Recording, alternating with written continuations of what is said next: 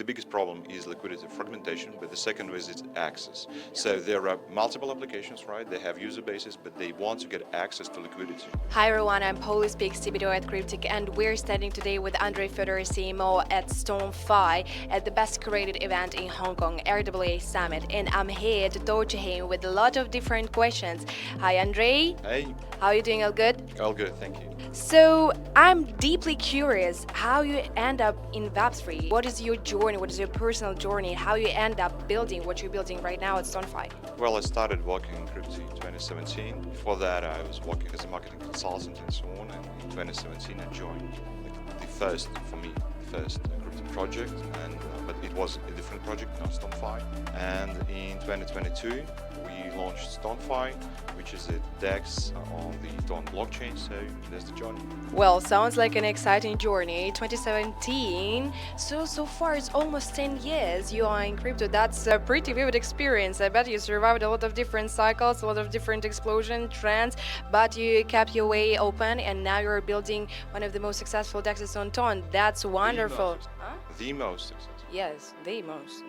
You got it. But what exact problem are you solving currently with STON.fi? So initially the problem was that the blockchain was evolving and there were some tokens, but people actually needed a place where they could swap these tokens. So initially it was a swap application where people could swap any TON-based token. But then we realized that the liquidity is fragmented and we needed to do something with that. We started building the second product, which is Omniston protocol, which is a liquidity aggregation protocol.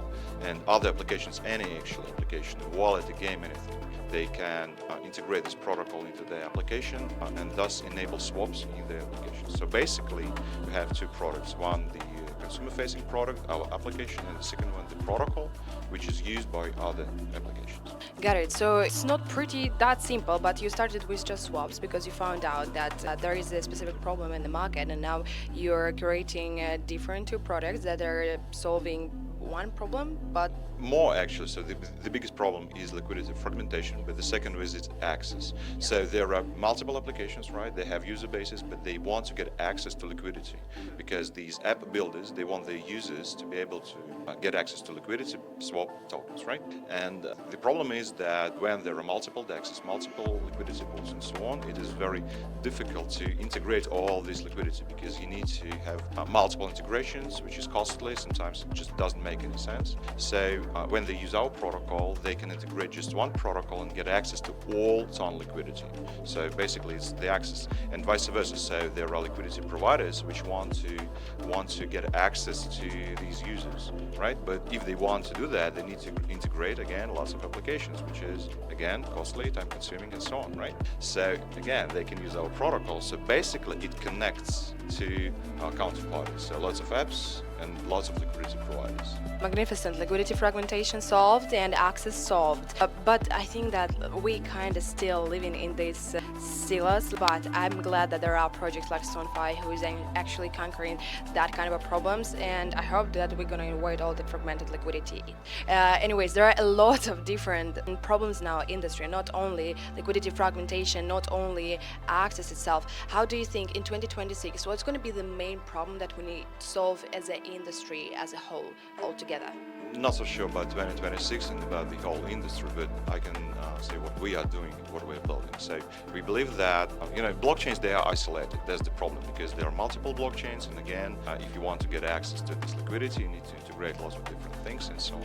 So that's why we are building cross-chain solutions so that users can swap tokens across blockchains. And there are multiple products. They use different approaches for that. And we have our own. And that's what we're working on, and that's the problem, the industry-wide problem we are fixing. Yeah, magnificent.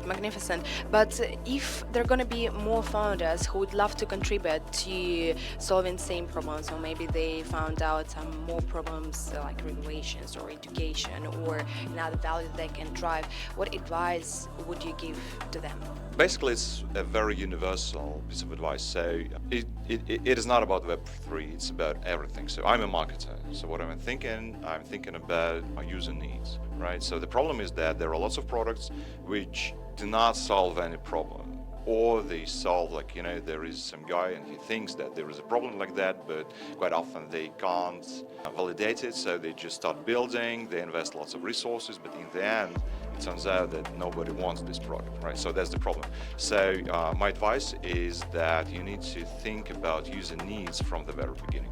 I do agree. There are a lot of founders who are solving problems that are not existing. So do your research properly, first of all. Find out, talk to users, do your research with real users, go to partners, find out what exactly their users thinking, and that's how you can come up with a solution that no one else can come up with.